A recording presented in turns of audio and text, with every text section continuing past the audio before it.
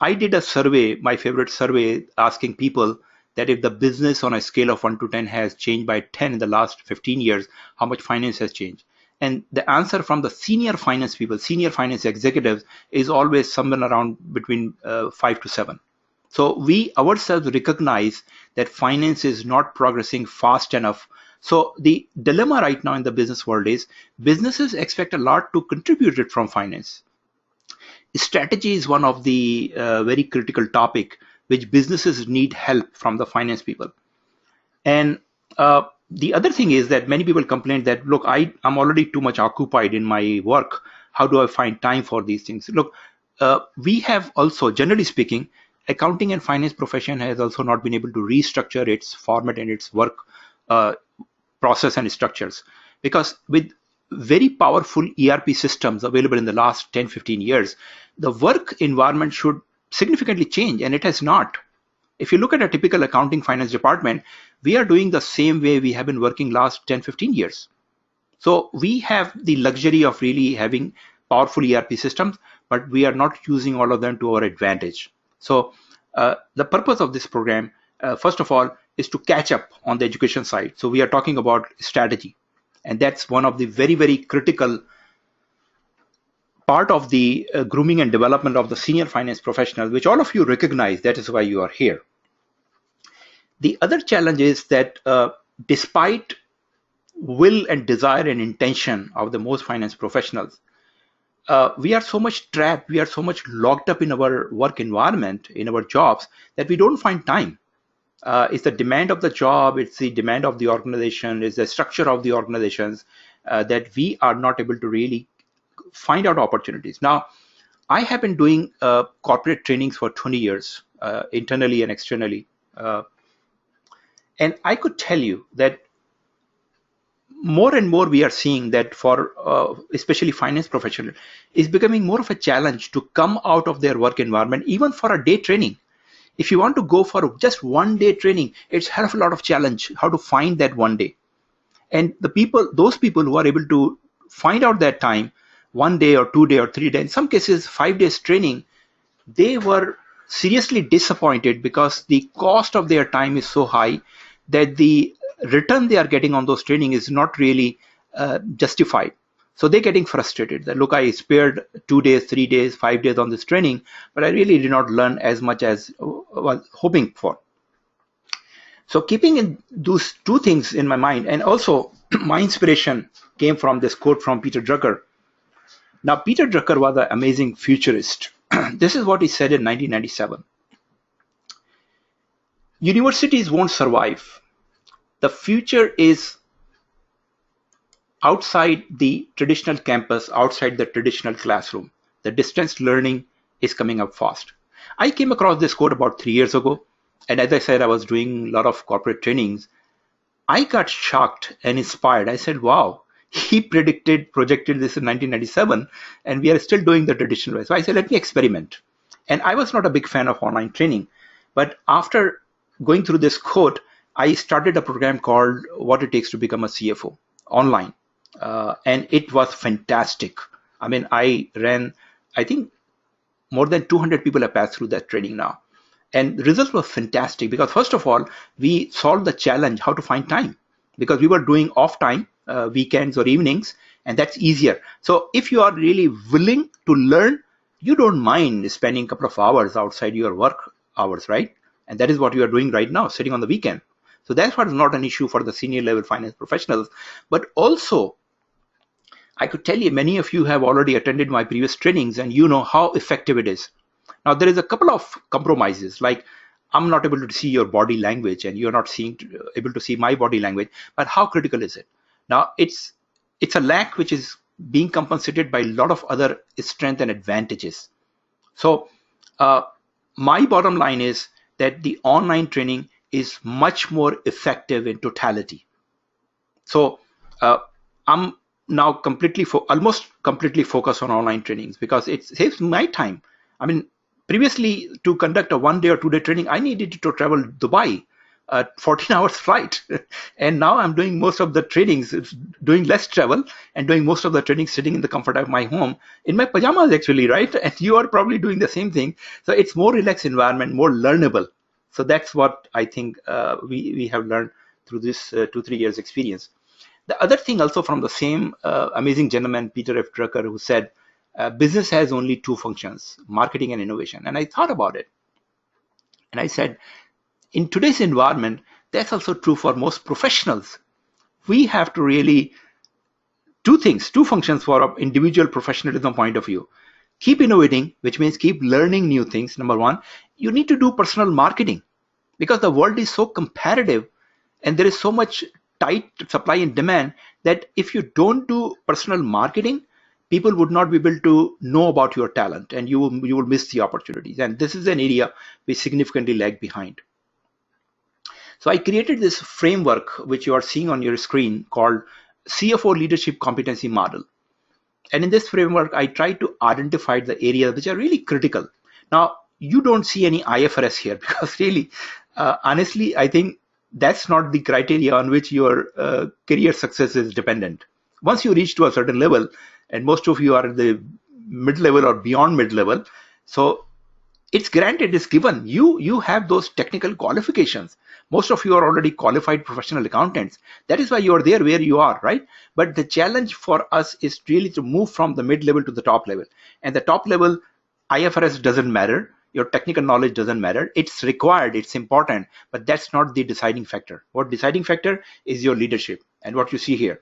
So I try to combine your innovation part and your marketing part into it. So yes, your productivity, peak performance is very important, but then emotional intelligence, you really need to connect with the outside world, your personal branding, your presentation skills, your relationship, your service orientation. These are in a way marketing aspects of your professionalism.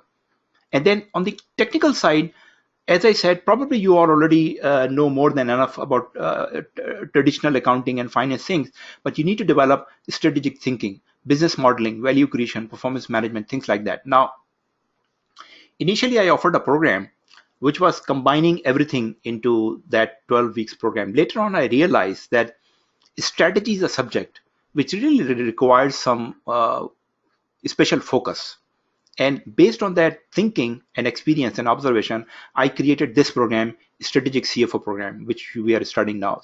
The other model I have used very often is this, your career breakthrough strategy or the model. Now, we are not going to talk about it because this is not a career development program, but we would be using part of it. So if you look at so inner game, very important for part of your overall professional personality, inner game, outer game, what you offer and how you offer.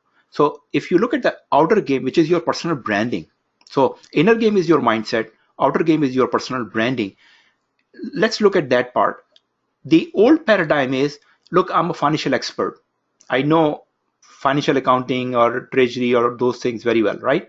Well, the new requirement is you have to develop a brand which shows your business knowledge and strategic leadership.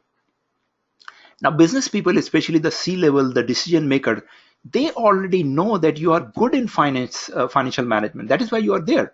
If you are even a controller or CFO, they assume that you are good. You don't have to really sell yourself on that. But they expect that you are strategic. They expect that you have a good business knowledge. That is where you need to sell yourself. And the premise of this program, Strategic CFO program, is really to develop your brand into that area. So let's talk about what we will be covering. So I think you are also familiar with this chart. This is my famous value creation process chart. And this is a typical flow. So every business, every for-profit business is basically designed and built and started to provide return to the shareholder. This is what we call shareholders value or creating shareholders wealth. That's a fundamental truth, right? So ultimately, business has to achieve that purpose. But in today's complex business models, it's not easy. So first of all, profit maximization has transitioned into value maximization. And value is a much broader concept. And you need a lot of stakeholders into it. So it's not that simple just to create shareholders value. That's why we talk about customer value and employees and other stakeholders. So we'll talk a lot more detail about it. But what is value in a nutshell? for the purpose of this program. Value is the difference between the benefits enjoyed by a firm's stakeholders and its cost to produce those benefits. Very simple, right?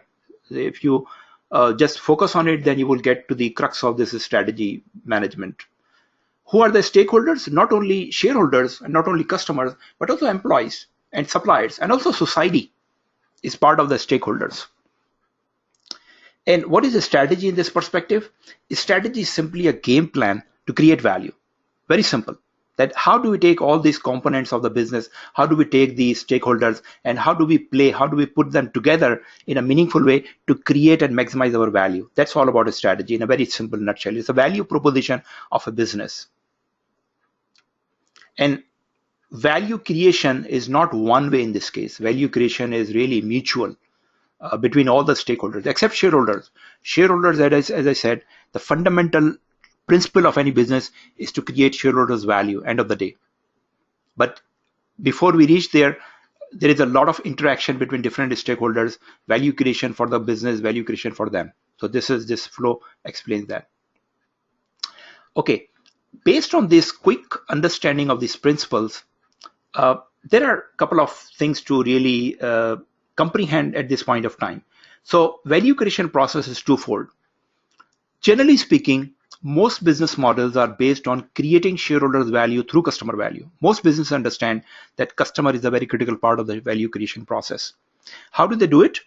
They create twofold principles. Number one, they create high quality product and services, which creates customer value, right? Makes sense. And then and then sell those services and products at a price that results in profit, which will create shareholders value. Now look at these two principles very closely and look at some of the most successful business models. That's exactly what they are doing.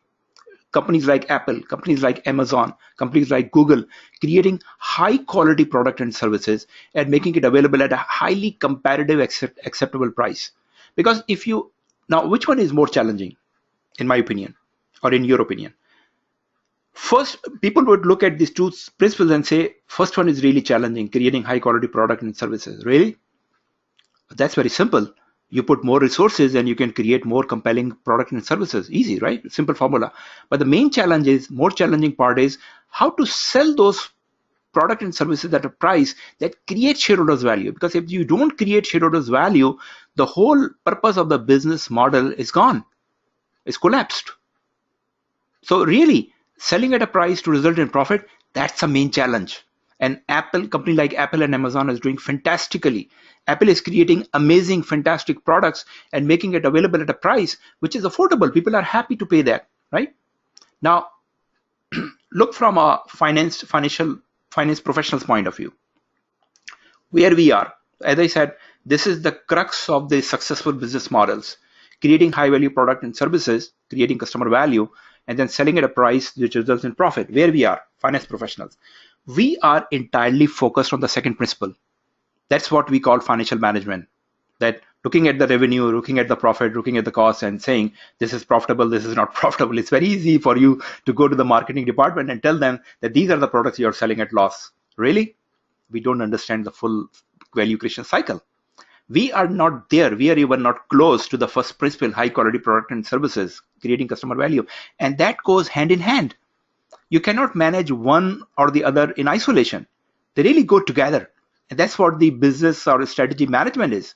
So I know that all of you are have high level of expertise in managing profits, prices, revenue, but really we need to understand how the high quality product and services are created, how they are positioned, how they are creating a high value, perceived value in the customer's mind, so they could pay a high price or affordable price for that. So when you see these slides, just contemplate on these things also. And then based on this, we talked about some of the key roles of the strategic CFOs, like if that is really the game of the success for successful businesses, what a strategic CFO has to do. Understand what drives value, right? Measure the value and then minimize the leakage of that value. Very simple, but very broad, and not many CFOs are doing that role. Not many. There are exceptions, but not many are doing that. So I think we also discussed that. So I'm coming to the objective of this program now. What are we going to do now? So if you really understand that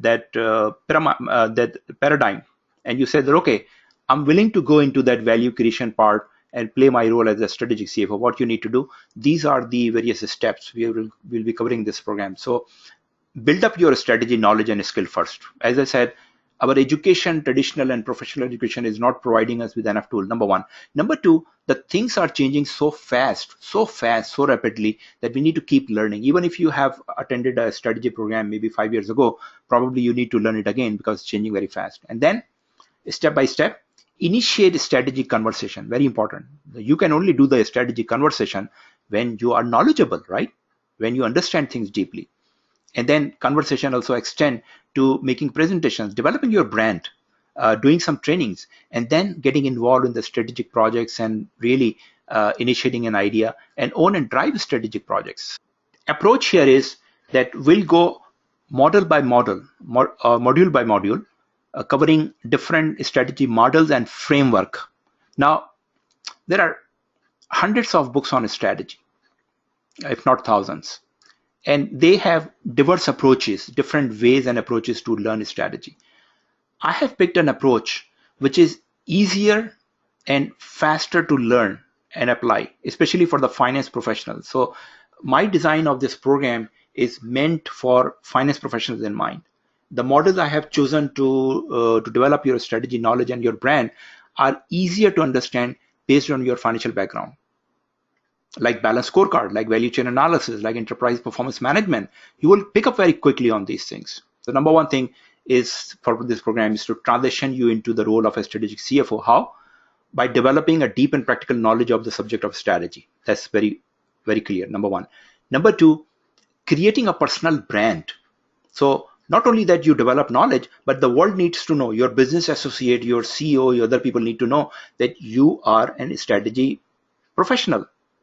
How would you do that? You will actively take part in a strategy conversation. You will getting involved in the strategy projects, and you would drive a strategy project. So that is how we'll achieve the objective of this program. And some, as I said, you will start doing it during the program.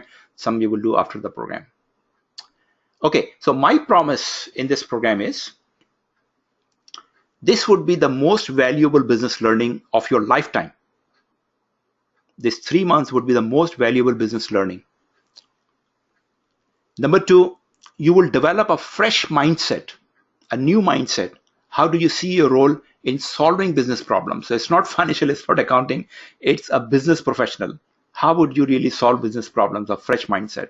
And number three, your confidence to actively participate in a strategic conversation at the board level. So as I said, for your personal branding, it's very important that you demonstrate your knowledge. It's not about your MBA or executive MBA degrees. Nobody cares about that, but your practical knowledge, and that you could only establish by active conversation. So these three are my promises. But these promises are subject to your commitment. Very important. So that's your part. What you need to do, you need to develop a mindset right now to take the next 3 months as the most important learning project of your career. Most important learning project, 3 months. It's not very long. It will pass very quickly, I promise. Number two, your discipline. Schedule now at least 5 to 6 hours each week to dedicate to this training. As I said, if you slow down in the beginning, you would lose the tempo, you would lose the momentum, and you would never be able to catch up. So that's your opportunity. And number three, show your leadership. It's not about, you're not college students, you are practical professionals, you are senior mature professionals. Show your leadership. Already have you 10, 15, 20 years experiences. So when you are working in your study groups, this is the opportunity and chance to show your leadership. Follow through with your group. If they are not coming up, inspire them, motivate them, practice your leadership. It's not, if you develop a lot of good knowledge of a strategy, but you don't have leadership skills, it's going to go west. So this is not a leadership program as such, but leadership and strategy goes hand in hand.